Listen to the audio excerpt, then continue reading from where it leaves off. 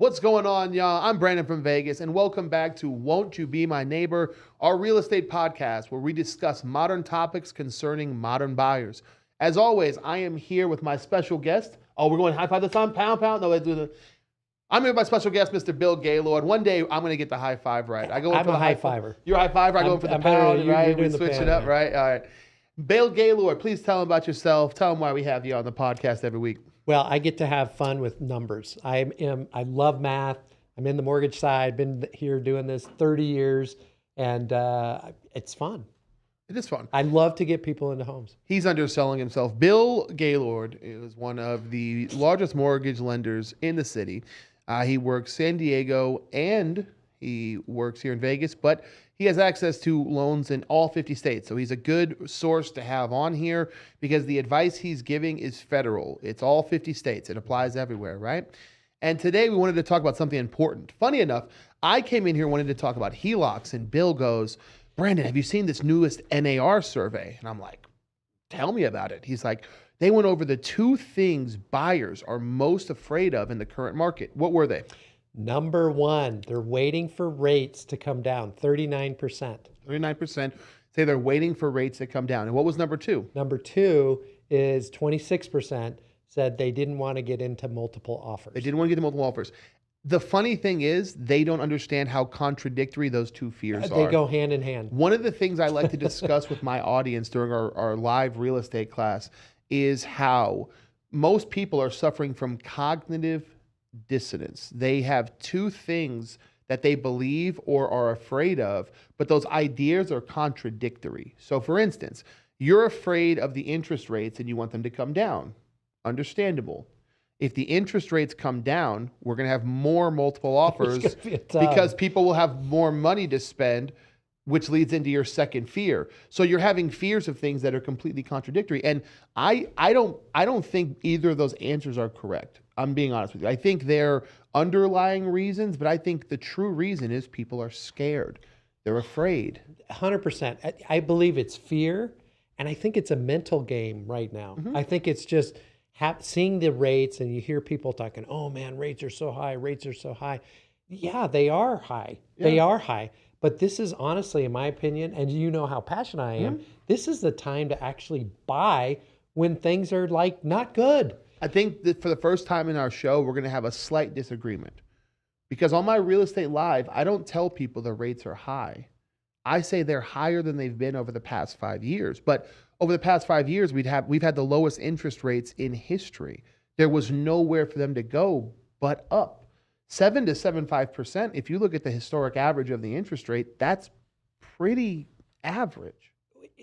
I would agree, and this is something that we could dive in further, but I also look at when the rates were at 7.5% at another time, home values were a lot lower. This is also true, but we had a different market back then, right? There wasn't Airbnb back then. There wasn't Verbo back then. Some dude from Saudi Arabia couldn't abuse the FERPTA laws to buy properties in America, right? So it's a completely different time. The amount of competition for American real estate is crazier and higher than it's ever been. Yeah, and to me, the biggest issue right now is not necessarily the interest rates, because they are a lot higher than they were, and they went up high very quickly. But to me, it's a supply of homes, and that's the biggest issue right now. Sure. That's not going to change anytime soon. Sure. And I think values are going to continue to go up. And I want to get back to the fear portion, right? Because mostly what I do, I'm not a real estate, online, I'm more of a real estate coach, a real estate motivator. I'm helping people overcome their fears. And that's kind of what I want to do with today's episode, is I don't want to just scare people. I want to help them get over that cognitive dissonance, to get over that fear. And the way I do this is by putting the numbers in their face, because numbers to me are the ultimate enemy of fear. Once you actually see it in front of you, hey, this is the goal, this is where we're at, it gives you a goal to kind of overcome, right? So Austin, can you please do me a favor and put what's on the laptop screen on the computer? I know when we start talking about numbers and math, it can get a little confusing. So we've went ahead and we've put everything on the screen for you. One of the big things I tell my audience is this. You have this idea that the interest rates are going to go down for just you. That's what people think. The interest rates are going to go down for just Me, not rich people, not people with the same amount of money than me, not people with more money than me. They're going to go down for just me. Is that true, Bill? No. No. You tell me the rates go down for The Rock the same way they go down for me? Yeah, it doesn't work that way. And what ends up happening when rates come down, as we know, we've been told, and we have seen statistics, that if rates come down 1%, it can bring back anywhere from 3.5 to 5 million buyers into the marketplace. So you're not alone. There's more people that are going, yes, they went down for me. If it drops 2%, which is really likely, in my opinion, in the next 18 to 24 months, that could bring in upwards of 9 million people, home buyers coming back into the market. And then if you have not enough homes on the market, what happens? Well, it's just going to become a seller's market again. Yes. And it's not just bringing in 9 million new American buyers.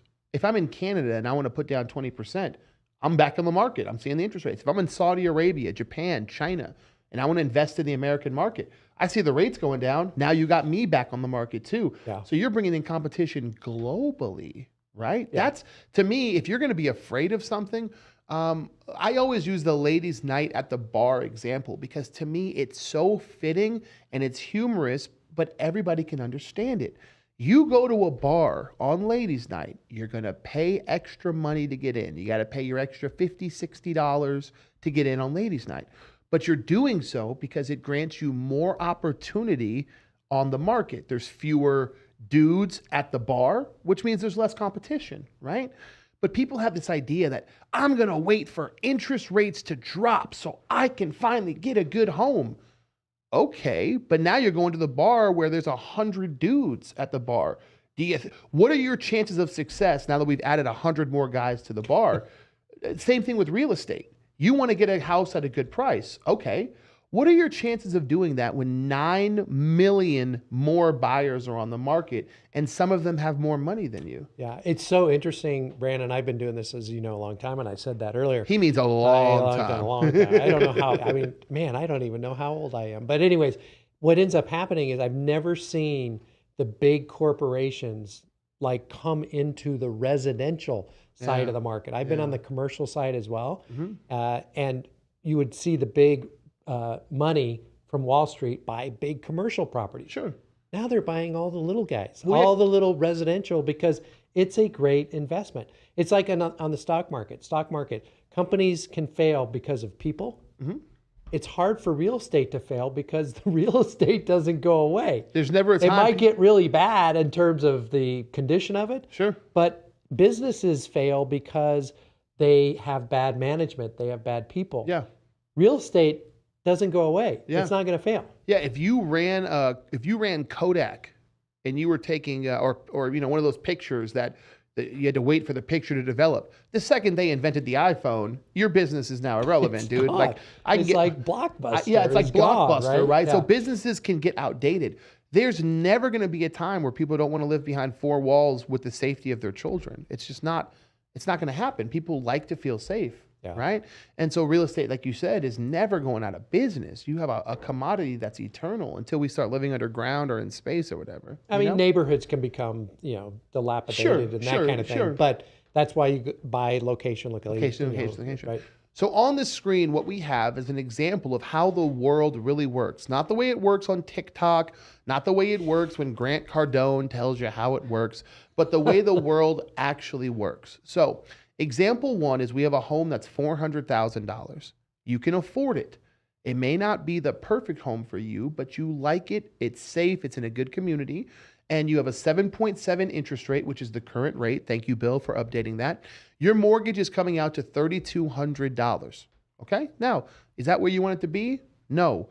But guess what? You can afford a $400,000 home. In fact, you're approved for a $400,000 home, which is important. When rates go down, banks can loan money cheaper, which means people get more money to spend. Bill, I grew up poor, right? So my answer may be different than yours, but what happens when you give people more money? What do they do with it typically? They spend it. They spend it, yeah. Right? So you guys are sitting around waiting for everyone in the world to have more money to spend to buy a house. How is this a good idea? How are you going to get a sale? How are you going to get a good deal when everyone has more money to spend. They're just going to outspend you, right? In 2021, when the interest rate was 3%, were people talking about the rate, or were they talking about how many houses were going over list price? They were talking about how many houses were going over list price. So it's a trap, right? When the interest rates are low, they talk about how expensive the house is. And when the houses are affordable, they talk about the interest rate. Okay, then when are people supposed to buy, Bill? Now, right? We're not lying to you. We're not trying to trick you. It's the people in the media, the people out there that are trying to trick you. You're in cognitive dissonance. They're never going to tell you it's a good time, right? If the rates are high, they're going to tell you, oh God, be afraid of the rates. And when the prices are low, they're going to tell you, oh my God, the rates, right? They're never going to get it. So we take that same $400,000 home. Right. We lower the interest rate to 5.5, which is just 2%. The price of that house doesn't stay at $400,000, Bill, because people have more money to spend. Now people are bidding over. So your $400,000 house, which you liked, is now $500,000. With a 5.5 interest rate, your mortgage is $3,330. We just did these calculations before I came on. 30 seconds before we came on, Bill, didn't we? Bill is a professional. Bill's not like me. I like math. Math is my favorite thing. I'm wild, wild west out here. I'm just YOLO. Bill is like, no, we got to be precise. Look at the math. So 30 seconds before we went live, we did these numbers live on mortgagecalculator.org. Is there a mortgage? Do you have a mortgage calculator on your website? Yeah, we do. So if you guys want to use your own mortgage calculator, that's a lot better. Make sure you guys head to BillGaylord.com. His number's here if you guys want to have him calculate your mortgage like specifically to you. But if you want just a more general mortgage calculator, you can go to BillGaylord.com. Okay? Can we go back to the screen? Because I really want to take that a step further. Take it. Okay. So if you look at that $400,000 and this at 7.47, that's the max payment that you're going to have for that house, right? It's not going to go up. Now, you will pay less over the long term. Let's say rates don't drop for 24 months, right? But they do come down to 5.5%. Okay. If you're paying about 2% more per year because of the interest rates, right? That's about $8,000 per year. So $16,000 you would pay extra in those 2 years. You got to get over that mental somersault going on in your head. Would you rather pay $16,000 in quote, if you in your mind, extra interest, or pay $100,000 more for a house in 2 years? What's better, 16,000 or 100,000? So to me, and I'm using your example. Yeah. And I honestly, no one knows what's going to happen with real estate, but I think you're right. I really believe you're going to see values just skyrocket because there's not enough homes. 100%. As it says on the screen, something you guys really need to understand. Real estate goes down slowly. All your Uncle Joes and grandpas who tell you, just wait, you're going to save $60,000 on the house. No, you're not. I'm getting great deals right now, and I'm getting like 10, 15, 20,000 in closing costs. That's a great deal.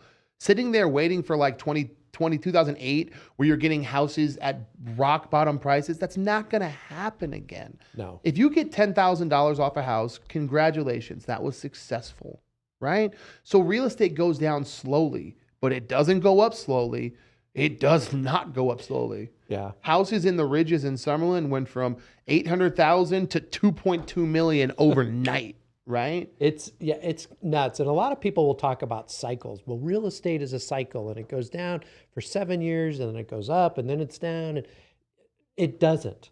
No. It has all to do with what the current market is doing. Yep. It's not a cycle in real estate. Yeah. People only can rent and be out of homes before. So, great example of this is COVID.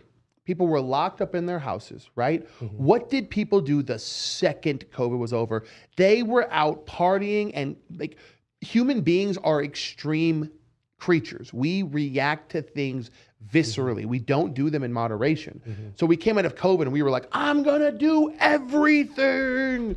And real estate's the same way. People are like, okay, I'm scared. I'm not scared anymore. And they all rush out to spend money at the same time. You have to be smarter than those people. You have to beat the herd to the real estate market. If you wait for everybody else, if you wait for everybody else to tell you it's okay, it's already too late. When the whole world thinks it's safe to buy is the worst time to buy. You have to be aggressive. You have to take chances. You have to be smarter and more aggressive than everyone else, or you're never going to get a good deal. No, and I want to bring up. I just had a consultation yesterday, actually, with one of your beautiful clients. Fill out the real estate contact form today. Let's go. And we were talking about it, and they make very good money. They've got plenty of money for down payment. Their credit is good. They can buy a house right now. They're renting, and they're like, we're getting tired of renting. They're paying like $2,500 a month right now in rent. And they said, I just don't want to pay it, but I know my new payment's going to be $3,200. And so we talked about it, and this is the mental thing. They can actually afford that, right, from a qualifying standpoint. And they're essentially saying, if you take that $2,500, that's essentially interest on your mortgage, roughly. That extra $500 to $700, that's basically going to you paying down your mortgage every single month. So it's like forced savings. It's a savings. You're paying yourself that money. That's a good way to do it. Part of it is just trying to get over the mental hoops that you have to go through and just come to that spot like, okay, I am going to pay more than I really want to pay right now, but long term, I'm going to be okay. And people look right now, today, what can I afford today? But they don't look like this is a 10-year investment. The other thing that I want to point out in that other scenario, right? If they paid $400,000, the other thing they're going to save on is their mortgage insurance is going to go away. Yeah. Okay. Oh, man. So when they go to refinance to a lower rate, they're not only going to get a lower rate, they're going to remove mortgage insurance because their value went like this and it's gone. So their payment's going to go back down. Wait, it gets even better, Bill. It gets even better. Not only are they saving, not only are they decreasing their mortgage insurance. Austin, can you pull what's on the screen back up? I want to show you guys something. No, dude, people think that we're trying to like sell them a home when we're really trying to do is save them money, right? 100%. 100%. Look at these two homes, you guys. You're approved for $400,000. When the home goes to $500,000, that mortgage could be $1. Are you approved for $500,000? No? Then what does it matter what the mortgage is? That mortgage could be $1. But if you're not approved for $500,000, you're not getting in the house anyways. Yeah. More importantly, which of these houses do you think it's easier to make equity on? When you buy it at $400,000 or when you buy it at $500,000? If you're the guy who buys it at $400,000, when your neighborhood shoots up to $500,000 when the rates drop, you just made $100,000. If you're the guy buying it at the peak at $500,000, how long is it going to take you to make that $100,000? Yeah, no, it's going to take a while. The other thing that I want to point out too, and again, we're looked at as salespeople. You more than me. I'm numbers. I'm looking at it every single day. The way I look at it is people now making offers. Are you getting closing costs for them? You're getting closing costs.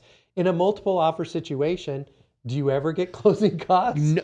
When we go into a multiple offer situation, I tell my clients, how much are you willing to get ripped off for this house? Straight up. How much are you willing to get ripped off? Like we had a house in Inspirata, right? This is a perfect example. House was listed at $525,000. The house was competitive. It's in a great neighborhood. It was underpriced, right? There was 2 cash offers at like $535,000. No closing cost, no inspection, no appraisal. We had to beat a cash offer that was asking for nothing. I told my clients, blow them out of the water, waive everything, right? We have to get the house. That's how you want to get it. When you have multiple offers and when you're in a seller's market, there's no closing cost. There's no list price reduction. No. You're getting whatever the seller tells you the number is. Yes. Yep. And you negotiate a closing cost too, right? Because it's ladies' night at the bar. Look at me. I'm not a handsome dude. If I go to a bar and there's a bunch of buff dudes with muscles and tattoos, my odds of going home with someone drop to 0. My only chance is to pay $100, go to the bar at ladies' night and try to talk myself into a situation I don't belong in, okay?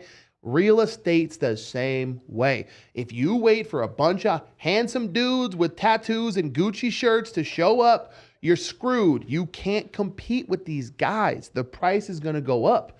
You need to catch these houses when they're drunk and sad and desperate and lonely. That is your only chance, okay? Oh my Jokes gosh. aside, as funny as I'm trying to make this, it's true. It's true. You're being lied to. If you sit around and wait for the rates to drop, you're asking buyers with more money than you to show up to the market and overbid on every single house you want. And do you know what house you're going to be able to afford at $400,000? The $300,000 house you didn't like before. Yeah. Those houses you were like, I don't like those. That's what you're going to have to afford because now those are the new $400,000 houses. Yeah. And with monetary policy, actually, the Fed made a decision yesterday in regards to pausing rates. I think, honestly, the way they're looking at that, it's going to extend the time period that rates are higher. But there's going to be, in my opinion, a window of opportunity for buyers right now to get off the fence and actually buy now and take advantage of the fact that you have a little bit more time to buy. So would you? Because I think it's going to, because when it drops, I really believe it's going to go fast. It's going to be nuts. It's going to be the most insane. It's going to be 2021 all over again. Remember when we all saw rates start to rise, so everyone was in a mad dash to get a house before the rates got to where they are now? I think it's going to be worse than that. I don't have a crystal ball. I have no anything, but with how limited we are on houses and places people want to live, to me, it's going to be even crazier than 2021. It really could be because you do have that limited supply, but you also have just the demographics of millennials. It's peaking, right? Yeah. The average first-time home buyer is about 34 years old. Yeah. That is right now at the sweet spot of millennials. And so the demand is coming. It is there. And the it's truth a is, wave. And there's not enough homes. millennials don't want to live in Iowa. Are we scaring people? I just feel like people should get off the fence and buy. We're not trying to scare people. We're trying to help them overcome their fears with knowledge and facts. If you're a millennial, you're not moving to Iowa. You're not moving to South Dakota. You're not moving to Alabama. You're not moving to Mississippi.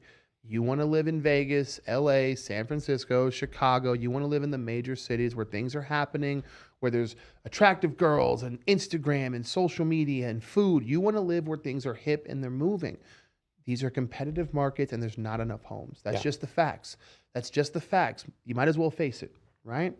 What's your best advice for millennials, since we are the most common buyer right now? What is your closing advice for them to help them not be afraid? To not be afraid is essentially to look at this as a long-term investment. Like everybody's investing in the real estate and their 401k and IRAs and all that, and they are thinking that's long-term.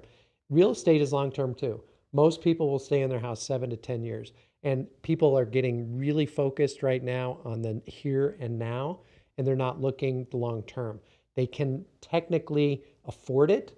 They just mentally can't afford it. And if they can get over that mental idea of paying themselves, maybe cutting back on certain things, but also knowing that their mortgage payment, this would be the max that it's going to be, and it will come down in the future. Yeah, 100%. I think that's fantastic advice. It's the old standard. You guys will hear us repeat it a bunch of times. Marry the house, date the rate. I can fix your mortgage rate in the future. I'm not going to fix it. I'm going to send you to Bill, and he's going to fix it. But at least we can get it fixed. Once your house goes from $400,000 to $500,000, I can't fix that. You can't. Nothing I can do can adjust that. I can offer them $400,000, but they're going to take your contract, they're going to rip it in half, laugh at you, and spit on it, right? I can't fix the price of your home, but Bill can fix your interest rate. So, Bill, what's the best way for them to reach you? BillGaylord.com. You can schedule a consultation. We'll go through it. We'll go through numbers. We'll put it on the screen. We'll do a Zoom, have some fun, and see how we can get you into a home and maybe get over some of the mental side of it. Yep. And to help you guys overcome the mental hurdles, every day on TikTok and Instagram at 10 a.m. Pacific, I teach a real estate class where I educate you on exactly what me and Bill covered today. how to not be afraid, how to overcome those fears, and to finally get what you want. You can find me at Brandon from Vegas on TikTok, Instagram, Zillow, Realtor, YouTube, all the good stuff. Make sure you guys like, share, and subscribe. Me and Bill put a lot of effort and work into these, and we want to make sure that you guys are enjoying. Leave us a comment below. Let us know what you guys think. Let us know what your fears are, if we helped you overcome them, and we can't wait to answer them below. Bill, thank you for your time. I'm going to get the high five right this time. As always, I'm Brandon from Vegas. Come and be my neighbor.